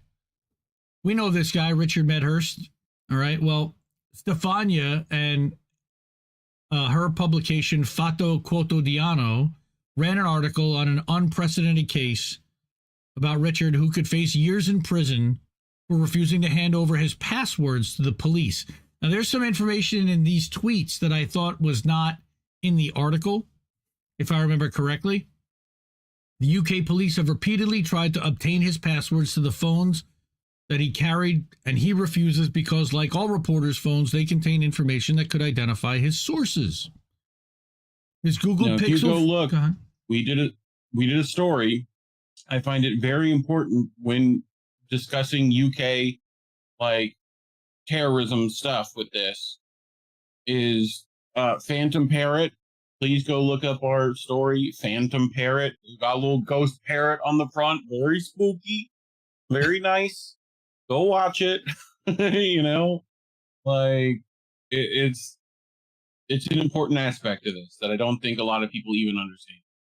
You know, the ramifications of it. Right. Like, but it will definitely be part of this case. But they were using this graphene operating system, which is privacy focused and considered particularly secure. She spoke with Stephen Murdoch, who is a professor of security engineering at UCL, who believes that based on publicly available info as of last July, the police have no chance of extracting the information available in the graphene operating system phone using Cellbrite. All right, Professor Murdoch cites this software that less is publicly known about XRY, so it's difficult to say whether it would have allowed police to extract data. It seems like the way they're going at him, they can't. British authorities could also appeal to the court and get a judge to order the reporter hand them over, and then if he fails to do so, he could face between 2 and 5 years in prison. Funny that he was reporting on Julian Assange being in Belmarsh, and he could literally end up basically replacing him. And yes, screw free Richard Medhurst. Okay, Mary said that handing over his password would potentially put sources at risk. As a journalist, he has no choice. Shameful that it would not be covered in the press in the country in which it's happening. Gross. Agreed. So that was the first thing, was the article in IFQ about Richard and his case and his phone and his unwillingness to unlock it for the British government. The next one, we talked, I think, about this about 6 weeks ago. We mentioned it. Matt Taibbi said something about the Global Engagement Center. I know we covered it last year during the Twitter files. The Global Engagement Center was an organization that was set up as a third party that liaised with the intel community, an office housed within the State Department, and aiming to thwart disinformation, has been forced to close up shop by Congress. All right. It violated its mandate to work only overseas and devolved into a partisan enabler of speech suppression domestically. So this is a really interesting article I found in RealClearPolitics.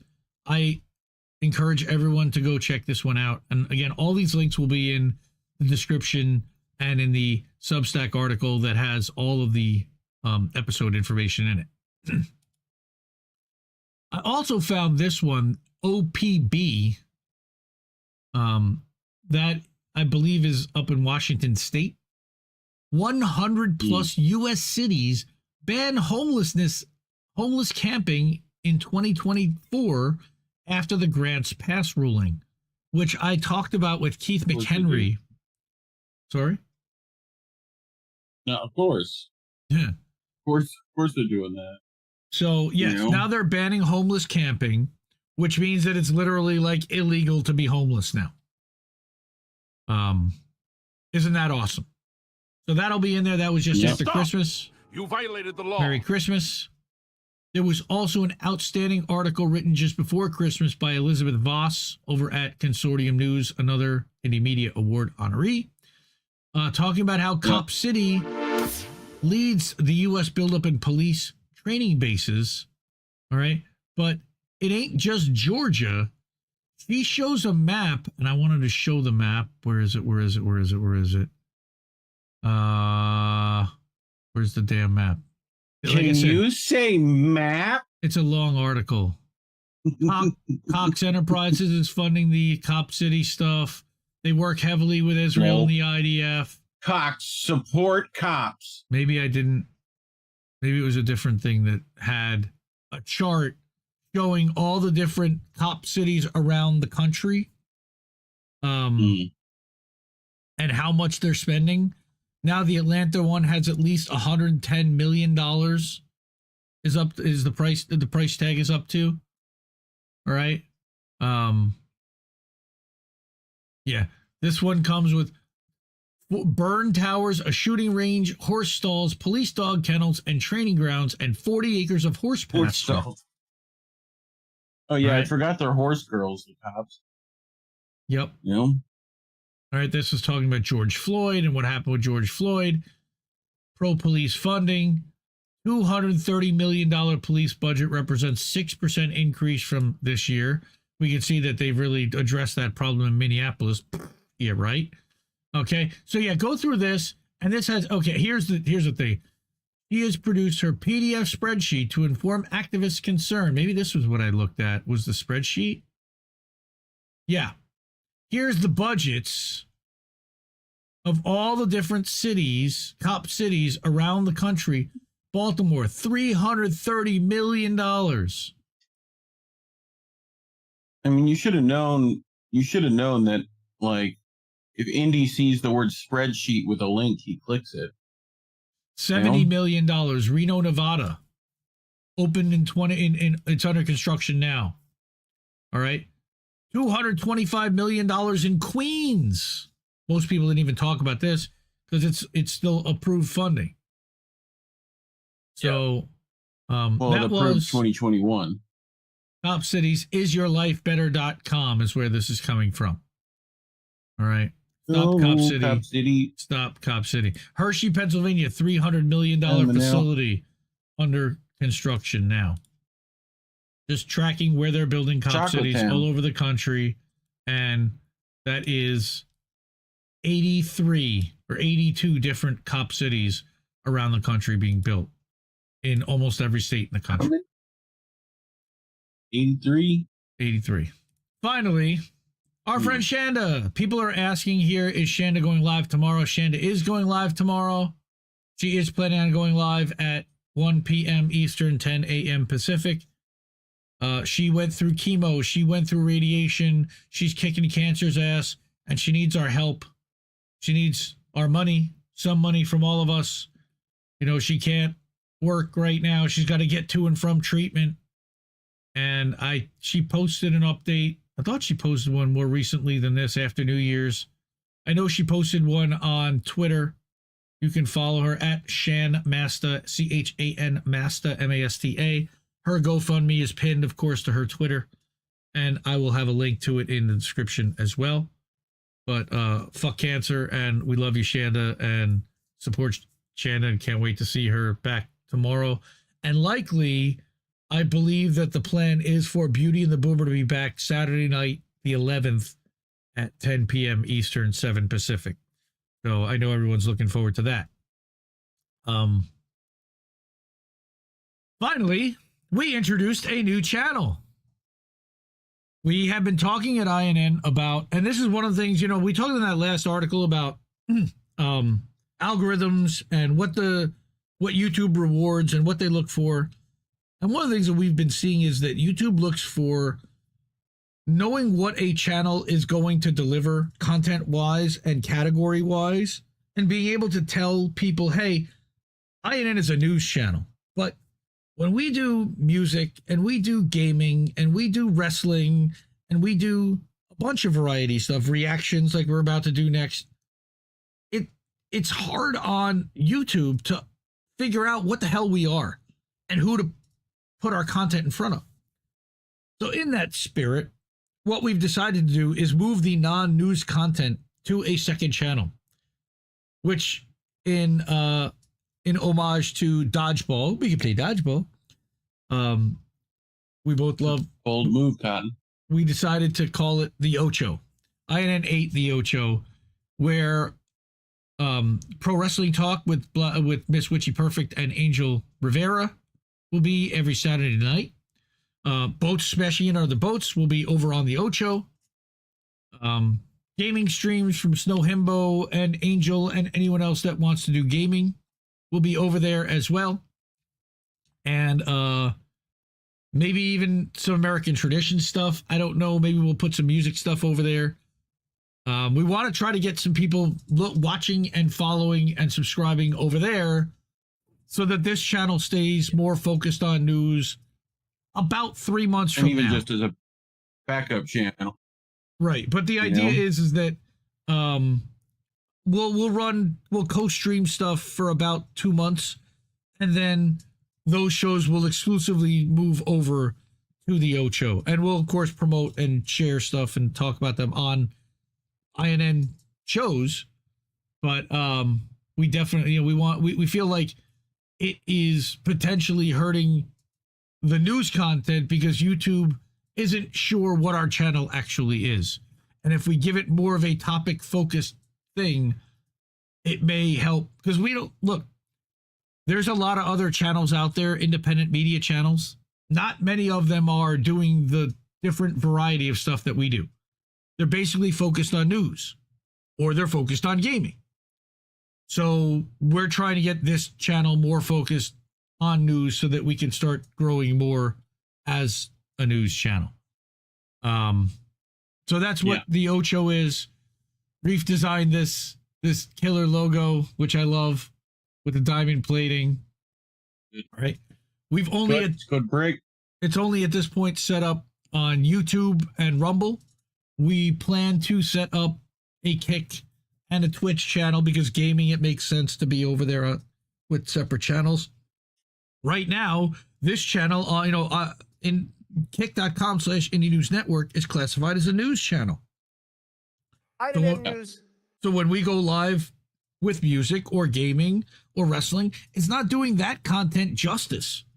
You know, it's not just about the news content. It's about doing that content justice to make sure that it is properly categorized and found as well. All right. I think this is just going to be better for everyone overall. You know. So, also, we have a shop. So it's cold out right now. We have a deep freeze in the mid-Atlantic and into the south. So if you need yourself a beanie, guess what? We got one of those. Well, actually, we got two of those. But this one is $29.99 and available in 5 colors. You can find it at INNiews.shop, INDIE news.shop. I personally like the gray one, but I also like this mustard yellow one. I think that's a kick-ass color. Get your INN stickers. Billiard hall. Snow Himbo's face on a shirt if you really want to get that. Or the Maple Files. Jesse Jet on a tank top. That is a Care Bear. We had a little Care Bear icon designed. All right, we got Jesse Jet tanks. We got Misty t-shirts saying, we're fucked. We're fucked. Yes, that Misty. We got INN logo t-shirts. I've got one of those. I love it. It's super comfortable. So by all means, INNiews.shop. Pick yourself up something there. What am I going to do? That's right. Big Connect! This is the INN newsletter. Go there. Every day we put out a free email that tells people what they can expect at the network. Coming to a Substack newsletter near you. Don't know why that's doing that, but hey now. So this was today's update. So it gave you these streams from today plus yesterday's. I only do a 1 weekend update. I just find that it's just easier to do the whole weekend. So that's INN newsletter. Also, my newsletter, which is IndieMediaToday.com. Growing by leaps and bounds. Thank you to everybody who's subscribing there as well. All the clips from this show will be broken out, live stream alerts for this show, and original articles, as well as the weekly update shared to this group, as well as the INN newsletter. I put this out every Saturday.